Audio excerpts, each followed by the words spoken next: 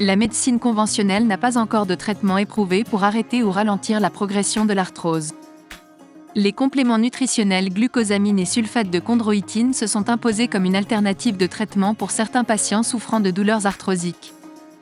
L'aspect peut-être le plus important des suppléments de sulfate de glucosamine et de chondroïtine est qu'ils sont censés aider à ralentir ou à prévenir la dégénérescence du cartilage articulaire, la cause sous-jacente de la douleur arthrosique. Les compléments alimentaires de glucosamine et de sulfate de chondroïtine peuvent également aider à soulager les douleurs articulaires existantes. Actuellement, on pense que contrairement à de nombreux médicaments disponibles pour traiter la douleur et l'inflammation arthritique, les suppléments de sulfate de glucosamine et de chondroïtine ont très peu d'effets secondaires. Cependant, les suppléments nutritionnels de glucosamine et de sulfate de chondroïtine n'offrent pas le soulagement de la douleur souhaité pour tous les patients souffrant d'arthrose. Au moment de cet article, les avantages et les risques de la prise de glucosamine et de sulfate de chondroïtine n'ont pas été définitivement prouvés, et des études à long terme sont nécessaires pour mieux comprendre leurs effets.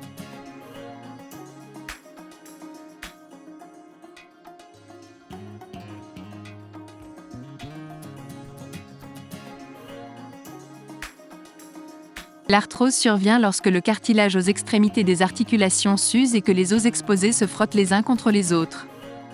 Ce processus dégénératif provoque une friction excessive dans les articulations, ce qui entraîne une perte de mouvement, une raideur et des douleurs articulaires. L'arthrose est plus fréquente chez les personnes d'âge moyen et plus âgées. Les symptômes peuvent aller de douleurs légères à très intenses dans le dos, le cou, les mains, les hanches, les genoux et les pieds. Lorsque l'arthrose dégénérative se produit dans le dos, on parle généralement d'arthrose des facettes articulaires, car elle affecte les facettes articulaires de la colonne vertébrale. Lorsqu'elle se produit dans le cou, elle est généralement appelée arthrose cervicale.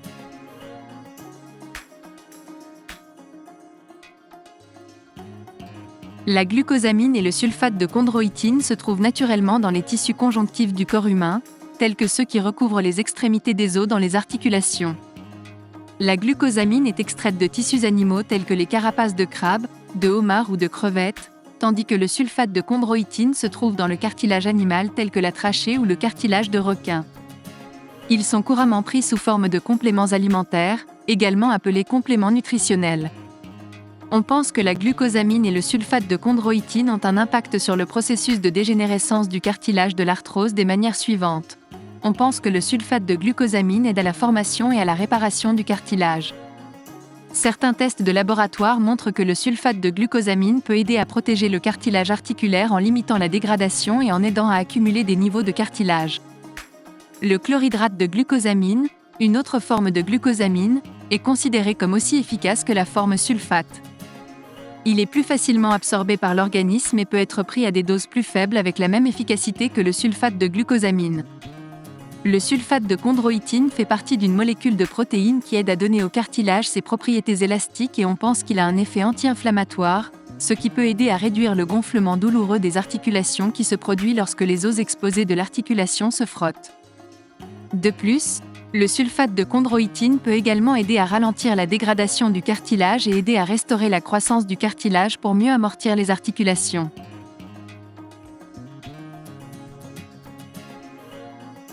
La glucosamine et le sulfate de chondroïtine peuvent ne pas soulager suffisamment la douleur chez tous les patients souffrant d'arthrose. De nombreux patients trouvent qu'il est préférable d'utiliser des suppléments nutritionnels de glucosamine et de sulfate de chondroïtine en conjonction avec d'autres traitements non chirurgicaux sous la direction de leur médecin traitant. Médicaments contre la douleur ayant des propriétés anti-inflammatoires, tels que l'ibuprofène, les inhibiteurs de la COX-2, le naproxène et d'autres anti-inflammatoires non stéroïdiens.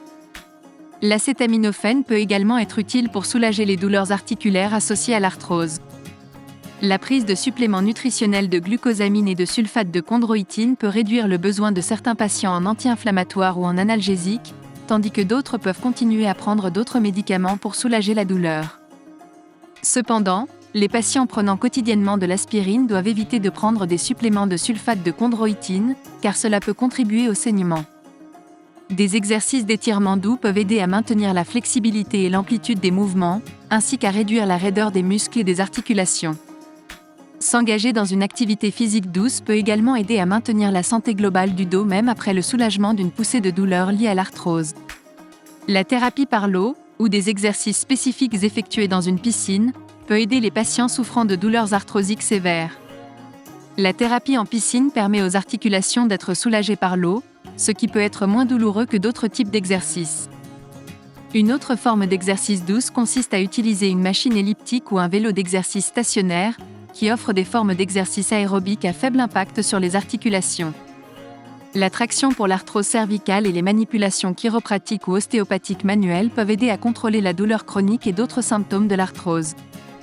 Ces manipulations soulagent les épisodes de douleur intense. Les patients qui envisagent une traction doivent toujours travailler avec un médecin pour garantir une utilisation correcte et sûre des dispositifs de traction, car une mauvaise application de la traction peut être préjudiciable.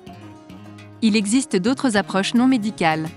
Acupuncture, yoga ou tai chi, technique des tissus mous assistés par des instruments tels que Active Release Technique, Graston Technique, technique d'énergie musculaire, rééducation neuromusculaire proprioceptive, méthode NIMO, massage et autres. Ces approches peuvent également être efficaces pour certains patients.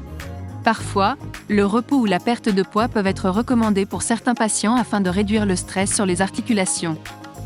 Certains patients peuvent également avoir besoin d'une courte période de repos et de médicaments pour réduire l'inflammation articulaire avant de commencer à faire de l'exercice.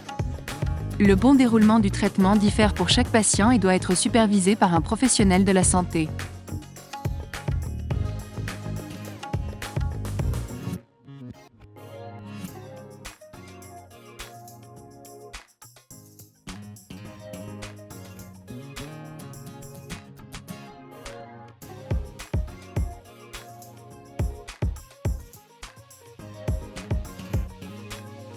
Dans de rares cas, une chirurgie de fusion de la colonne vertébrale peut être nécessaire pour traiter une douleur arthrosique sévère.